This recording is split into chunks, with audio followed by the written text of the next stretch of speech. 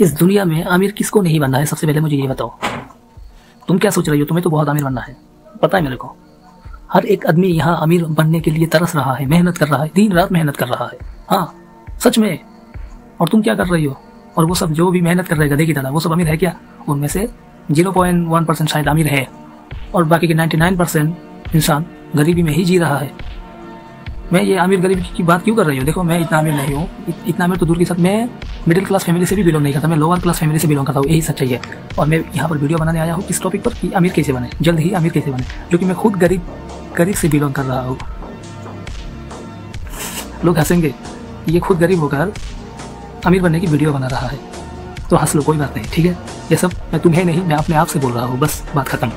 तुम्हें अगर हंसना है तो हंसो, कोई बात नहीं, तुमसे मुझे कोई मतलब नहीं। वीडियो स्किप करके चले जा सकते हो, कोई रोक टोक नहीं है।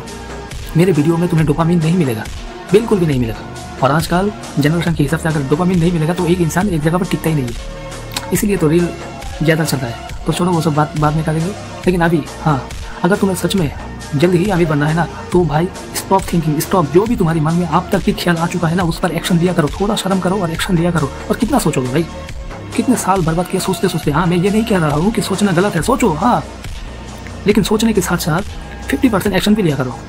अगर तुम सोचते रह जाओगे तो तुम जिंदगी में कुछ भी उखाड़ नहीं सकोगे। सोचने से ही अगर कोई अमीर बन जाता, तब तक तो सभी लोग अमीर बन जाता, दुनिया में गरीबी खत्म ही हो जाता।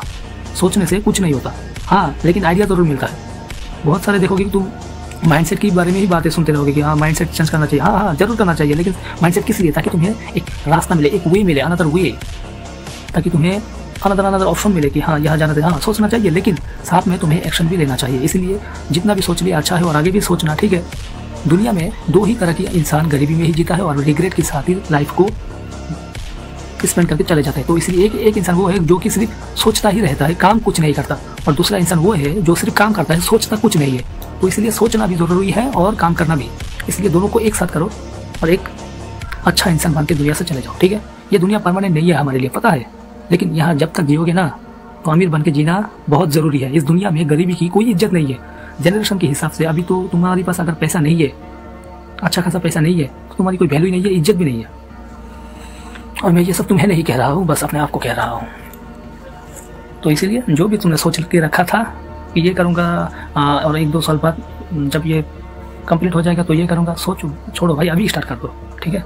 जो भी तुम्हारे मन में ख्याल आ रहा है अभी स्टार्ट कर दो। क्यों? वो कल के लिए सोच रही हो, सुबह के लिए सोच रही हो, वो सुबह वो कल कभी नहीं आएगा कभी नहीं। यही रियलिटी है। थोड़ा हाँ, जाते जाते और एक बात याद आ गया कि मेरा पापा हमेशा कहता है कि अगर कुछ जिंदगी में कुछ उखाड़ना है, कुछ हासिल करना है ना, तो यहाँ जिद होना चाहिए, जिद कि हाँ ये मैं करूँगा, कुछ भी हो जाए। मेरा पापू और भी कई सारी बातें कहते हैं ज़िंदगी में, और मैं बताते रहूँगा। मेरे पापू कहते हैं कि हाँ कभी हार ना मानो, नेवर गिव अप, कि लोग कोशिश करते करते ज़मीन से आसमान में उड़ सकता है कोशिश की वजह से।